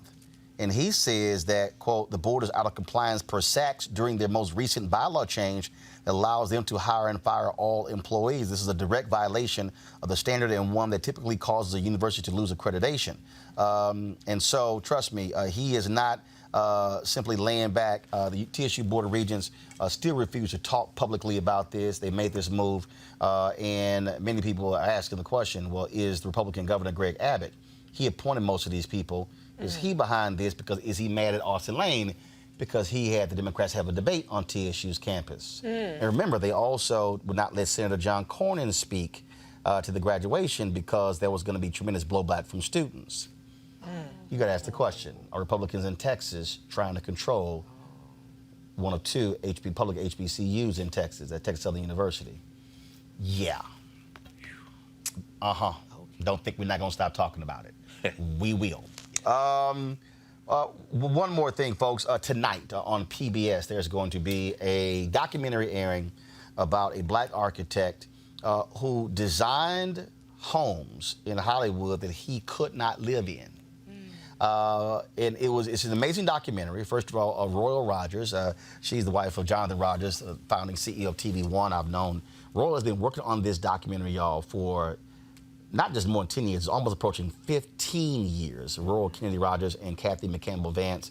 It will premiere tonight on PBS SoCal as part of Black History Month. And it chronicles the life and work of Paul R. Williams, the African-American architect behind more than 3,000 famous homes and sites, largely in Los Angeles. Here is an excerpt. The Academy Award ceremonies at the Pantages Theater. Once Hollywood discovered Paul Williams, he acquired a nickname, Architect to the Stars. Tyrone Power, Lucille Ball, Desi Arnaz, Cary Grant, Barbara Stanwyck. All the movie stars had Paul Williams houses. They're the most unique homes in the city. The unique style of a Paul Williams home made such an impression that some clients recall them even after they've moved on to other houses. We had a wonderful life there, and we later learned William Holden lived there. All of the who's who of Hollywood at that time had frequented that house. Tonight, Frank is seeing his finished two-bedroom Japanese modern house for the first time. How are you, Ed? Good. One commission brought Williams the national exposure most architects can only dream of. Well, this is the combination dressing room, Ed, and bedroom with my unique-looking fireplace with the Chinese red. I'm sorry you can't see the colors. Frank Sinatra has, in a sense, come to Williams to find out how do you live like a movie star. He understood the value of having your dream home. And I think that's why so many people went to him, particularly movie stars and people in the movie industry, which is so much about fantasy and sets and, you know, being able to have whatever you want. Unlike a Frank Lloyd Wright who designed something brilliant and you bought into it or not, he believed it was important to listen to his client, and his value as an architect was determined by his ability to please that client. As an African-American architect in the 20th century, he did not have the luxury of telling clients my way or the highway. He would ask them questions about how they lived. Are you the type of person who entertains frequently, who needs a room for your housekeeper as well as your mother-in-law? People moved from Los Angeles, from all sorts of other places, and I think they wanted to import a little bit of where they were from and what they associated with. And he was so adept at so many different styles of architecture. Great Tudor houses, great Spanish houses, great Monterey Colonials, great Georgians. I mean, he did them all. Hollywood's Architect will air on PBS stations nationwide throughout the month of February, so be sure to check your local listings to see when it airs in your city. Wow, and I would have, you know, happy Black History Month, I would have thought that the great architect of that time was Frank Lloyd Wright, who designed the Guggenheim Museum, which is, you know, beautiful in its own right. But to know Paul Revere Williams, I'm looking forward to watching this tonight. Agreed. Yeah, I mean, it's funny, they talked about, and I'm sure they talked about in the documentary as we were talking, as we were watching, the Golden State Life Insurance Company building he did. And it had Art Hale Woodruff, the great Charles White. It was full of art. I mean, this was like a landmark. It's on the historical register, but this man was a genius. He had 3 honorary degrees from HBCUs, including one from Howard, because he was the model for a lot of black architects. Wow. I cannot wait. Yeah. Well, again, and so congratulations to Roy. I know she's worked on this for almost 15 years. Yes. And I'm sure Jonathan's like, thank God it's finally done. And so looking forward to watching it. And then we were chatting with Roy, I think, on the show on Tuesday. All right, folks. As I said to you earlier today, I had a conversation with Tom Steyer. Let me take the panel first off. I had a conversation with Tom Steyer today about his run for president. And we talked specifically about what his plans are for African Americans when it comes to housing, education, HBCUs, and also black business. Let's hear what Tom has to say. Tom Steyer, glad to have you here on Roland Martin Unfiltered. Roland Martin, it's great to be with you. It really is. All right, let's talk first about the Iowa debacle. Just got to get your thoughts on the fact that here we are 3 days later, and we still don't know for sure what the final results of the Iowa caucus. Look, this is a dream come true for Donald John Trump. This has been, for anybody who doesn't realize that Trump can get reelected, then they should pay attention to the last 3 days. That started with the Iowa debacle. The next day was the State of the Union. And the next day was the Republican cover-up and sham trial, resulting in a 52-48 vote not to remove him from office immediately.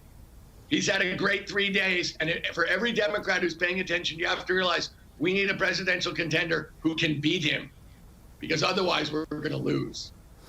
Well, let's talk about that. We look at the results in Iowa. You did not do so well. What do you attest that to?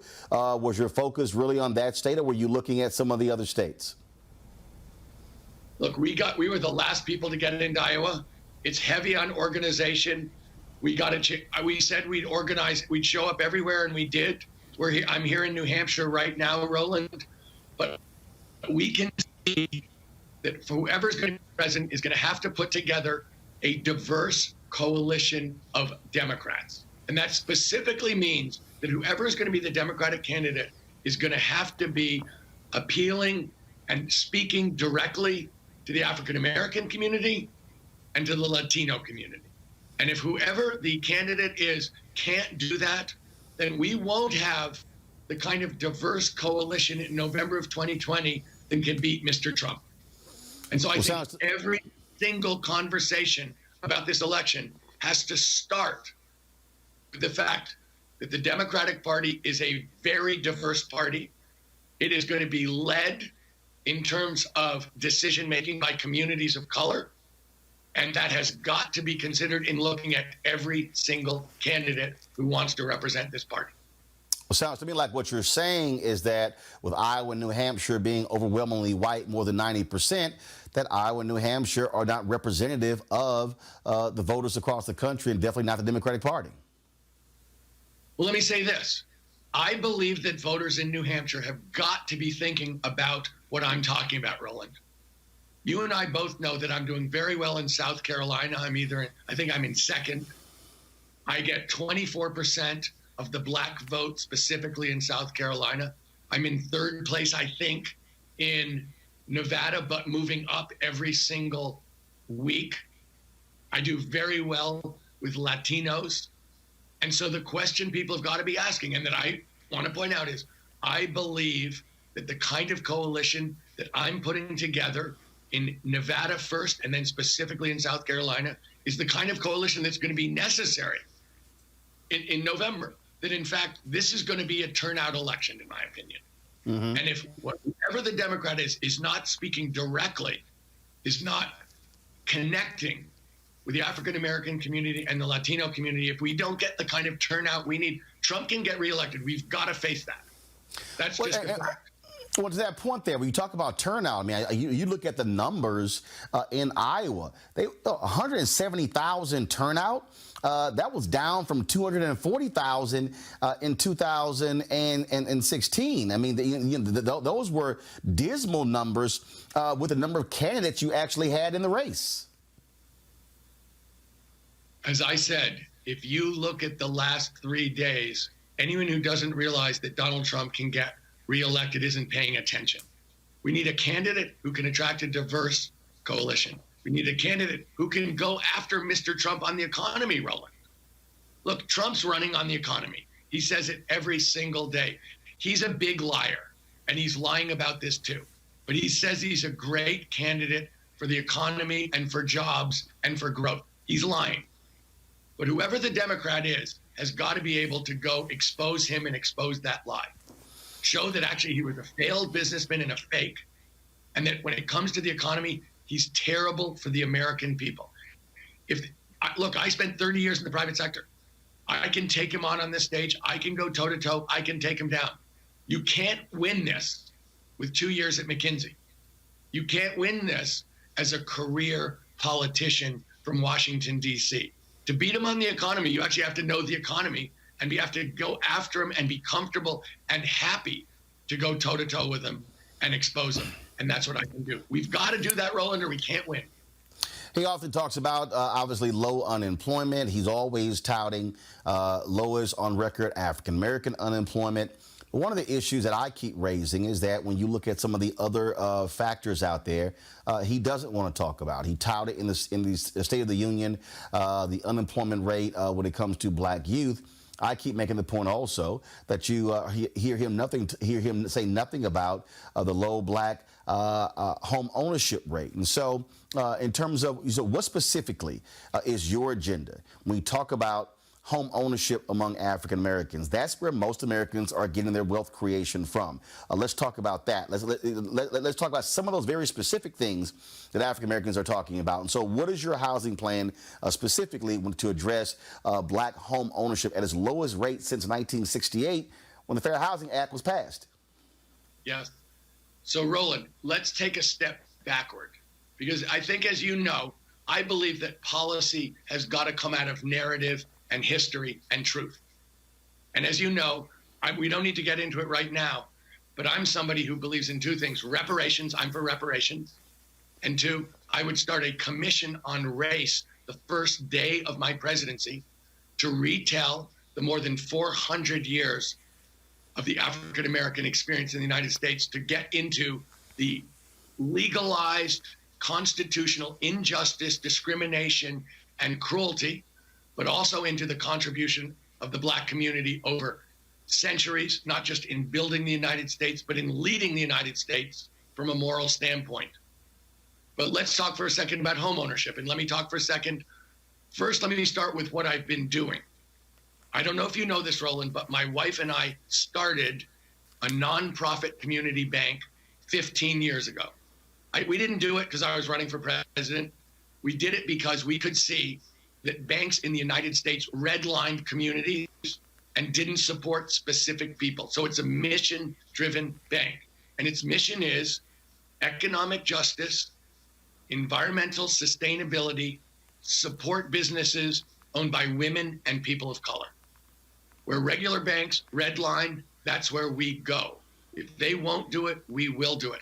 It's over $1 billion now in terms of housing.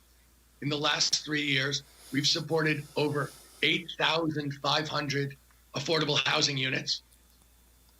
So I have a history specifically of going into black communities with a bank that's now over $1 billion, started from scratch, where we put in all the money.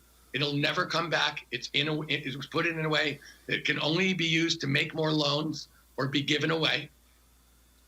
And this bank is specifically dedicated to going into underserved communities, specifically black communities in our home state of California, in Oregon, and in Washington. But let's talk for a second about home ownership and why African-American home ownership is historically low, and why black people have been cut out from the basic engine of American family wealth generation, which is called home ownership through mortgage. You buy a house, you take out a big loan called a mortgage, you pay down the loan, the house appreciates in value, presto, family wealth. That is the basic way Americans have built their family wealth for generations. And it's been, African-American families have been prevented from doing it because banks have refused to lend in African-American communities, called redlining. And there's a history of it. I've actually studied it. I've gone and looked to see what it looks like. It was absolutely, they were unapologetic and unashamed. They did it openly. So what would I do to address this?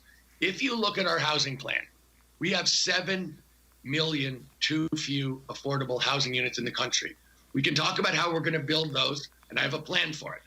But in terms of African-American home ownership, we're talking about, and we need to, this is why we need to do a solution-based commission on race. I'm talking about subsidized down payments for families that have been shut out because of discrimination and racial prejudice, have been shut out of the housing market for generations. We're talking about giving specific assistance to redress something that has been a historic injustice of dramatic proportion. But your critics would say that's a quota. Agree or disagree? How do you respond to your critics who would say, hey, that's a quota? Yes, it's a race-based remedy. Okay, let me say this. Roland, you and I both know that in virtually every policy area in the United States, there is an unspoken, huge racial issue. Housing, yes. There's a huge racial issue, which is black people have been discriminated against from getting home mortgages for generations. Education, yes. Criminal justice, yes. So let's be clear. We're going to take race explicitly into consideration to redress racial injustice that explicitly disadvantaged and discriminated against black people. I'm not apologetic about it. Something wrong was done. That's why I want this commission to go through the facts of the last 400 plus years. Something wrong was done. Multiple wrongs were done. We didn't just get here. People did things that were wrong, like redlining black communities and refusing to make mortgages in them. Yeah, we didn't just get here. We're talking about reparations as in repairing damage done. Tell the story, start with truth, solution-based to talk about how do we repair it, and then how do we move on? If we don't tell the truth and repair it, how do we move on? How do we be the just society that we claim we want to be or that we claim that we are? So yes, I'm not scared of saying we're going to take race explicitly into consideration because race has been taken explicitly into consideration for hundreds of years. When you mention education, let's talk about that. Obviously, we have many presidents who've said they wanted to be the education president. When we still look at the numbers in terms of black student achievement compared to white students, there's still a huge problem there.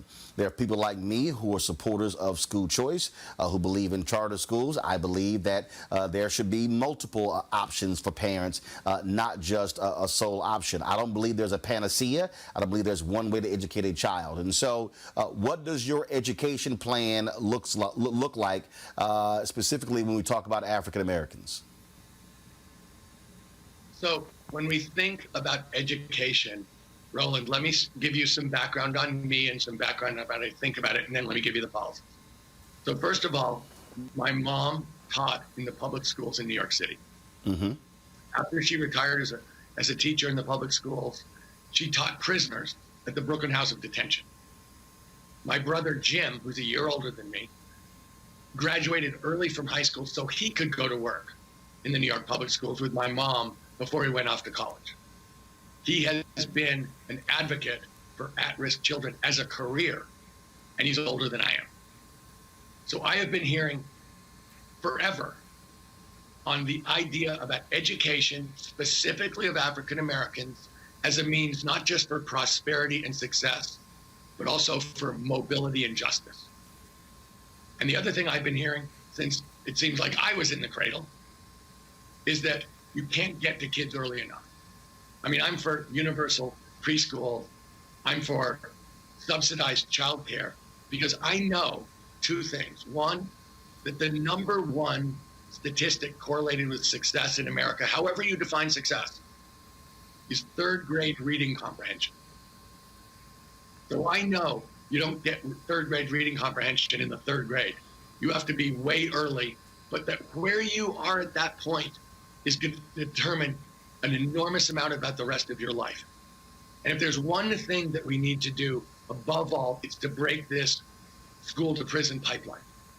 We need to be early. We need to spend whatever it takes, really, to support those kids as early as possible to get them in a position to succeed. So when you ask me what's my policy is to be early. My policy is we spend at a federal level $70 billion on education. And at a federal level, we spend over $700 billion on defense. And that number has gone up by more than $100 billion since Donald Trump became president. So the increase in the defense budget in the last 3 years is more than the total budget for education at the federal level. Mm-hmm. And I look at education, that is our future economic prosperity. That's our future success, because we depend on the productivity and excellence of American citizens to succeed. But also, if we're not devoting the money and resources to give specifically African-American kids a chance to live up to their potential, to go wherever their talent and ambition and work will take them, then we are legislating inequality for a generation. Absolutely unacceptable.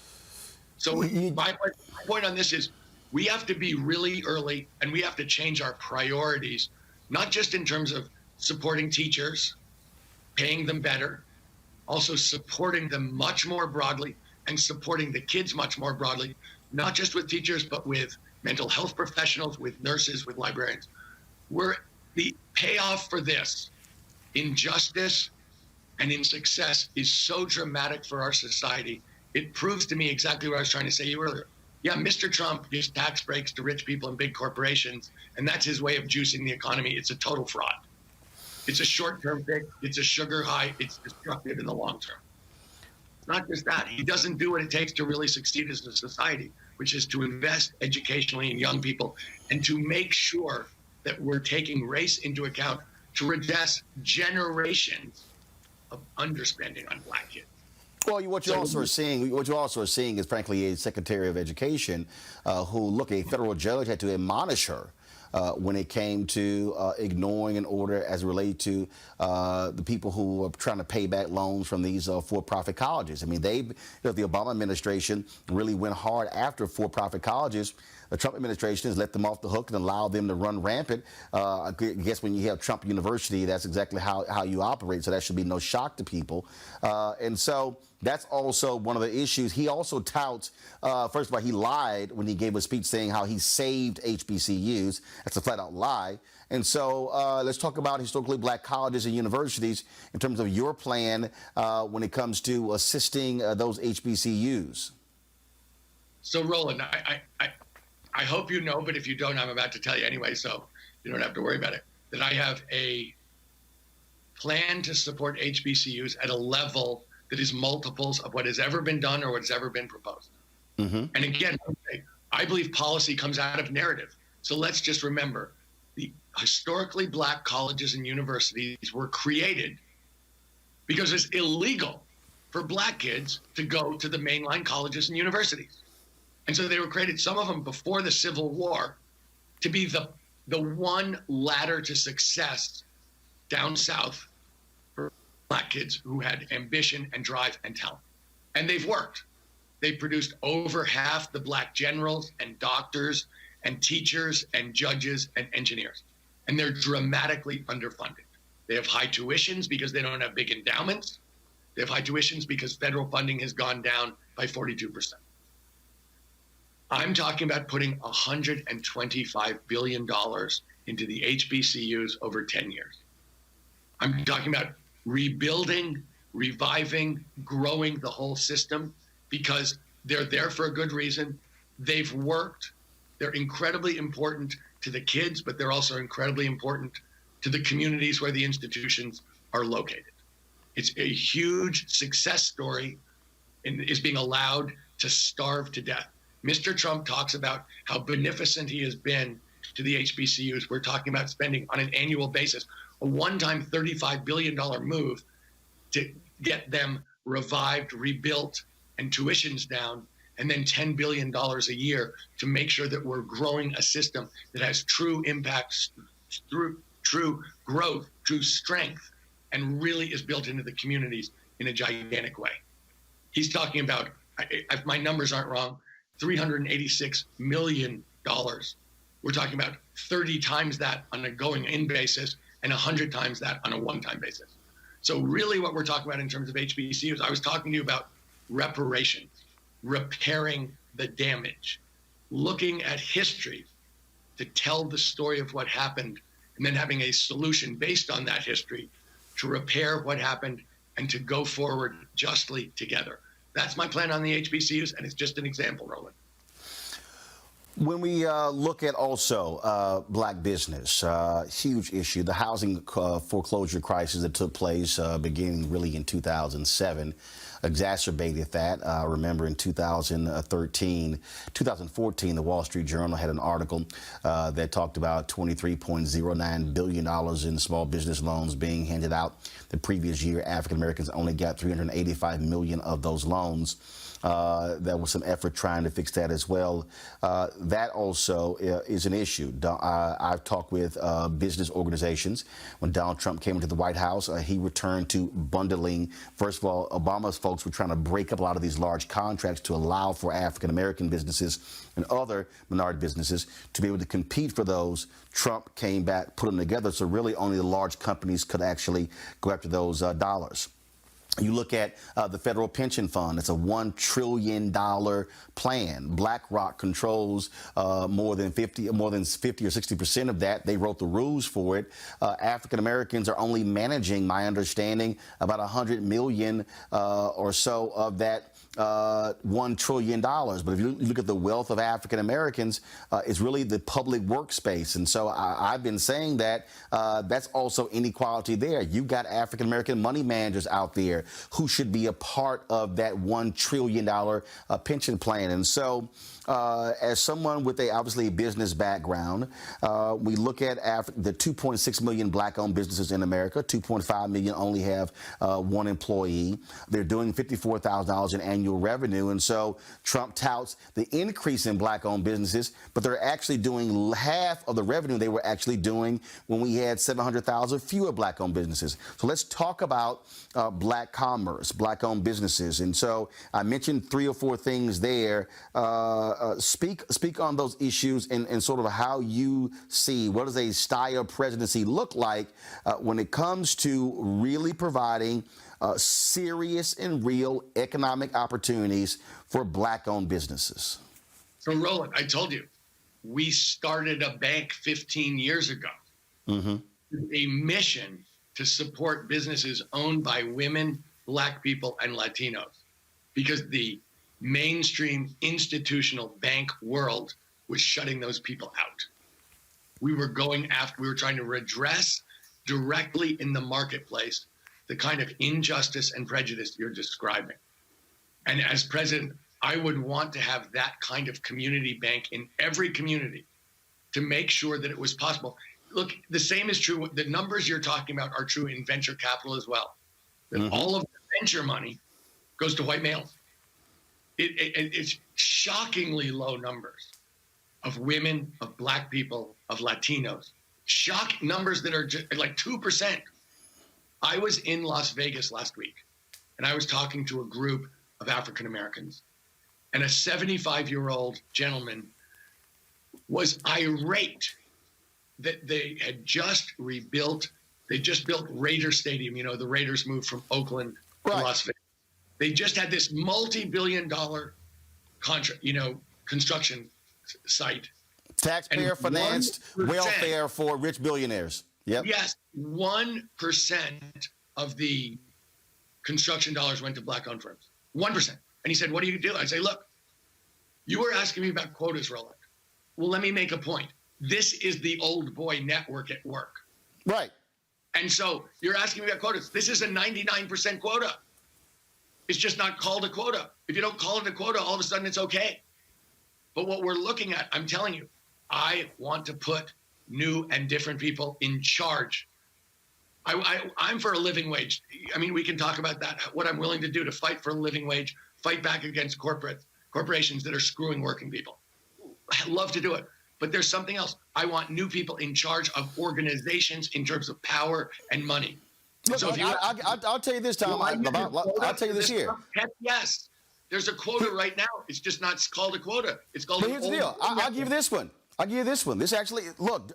I sat in the Treasury Department during the Obama presidency, and I was told point blank, we're in a private lunchroom. I was told point blank that firms led by black people and other people of color outperform white firms on the management of TARP funds. I then said, okay, does that mean they now going to be able to manage more money? And nobody said anything. And I said, I don't understand this. If you outperform other people, where I come from, you should then be able to manage more dollars. And I was very frustrated, even with the Obama administration, by saying, hey, you're over the Treasury Department. It shares along with the White House. This is a perfect example of black firms and other minority firms busting their butt and doing better and still not being able to get access to more dollars. And that just made no sense to me. Roland, I'm telling you, people want to use the Q word, quota, if African Americans move ahead. They never use the Q word when it comes to white control of power and money. Mm-hmm. And that's all we're talking about here. And we're talking about an old boy network that is ensconced and that is deliberate and that has got to be broken up and called out. That's what I'm saying is, look, I don't mean to be funny, but good grief, in virtually every policy area in the United States, there is a huge unspoken racial aspect to it that people won't talk about, except to kind of try and denigrate black people for trying to get ahead, for pushing for change, that somehow that's unacceptable. And I don't even understand the logic, but it's a definite attack. That's what quota is. Quota is like, you're getting something you don't deserve. That's the argument for quotas. And you're not only are you not getting something you deserve, other people are getting stuff they don't deserve. That's really what's going on here. If we don't talk about race, if we don't do a formal commission on race, how does this ever come out? Because how do we ever get to a point where people realize we need these solutions? Something has been done that was wrong. And if we're going to actually move forward, you have to tell the story. I mean, Roland, one of the things that I've always been inspired by was the Truth and Reconciliation Commission in South Africa under Nelson Mandela and Bishop Tutu. But it was tell the truth. It starts with truth. You don't get to reconciliation without going through truth. But here's the deal, though. But I agree with you 100%. But you know what, though? They had the Truth and Reconciliation Commission. That was important. But one of the issues that South Africa is still dealing with is the fact that whites make up 9% of South Africa and own 72% of the land. Black South Africans are still dealing with the history, the legacy, yes, of that white supremacy.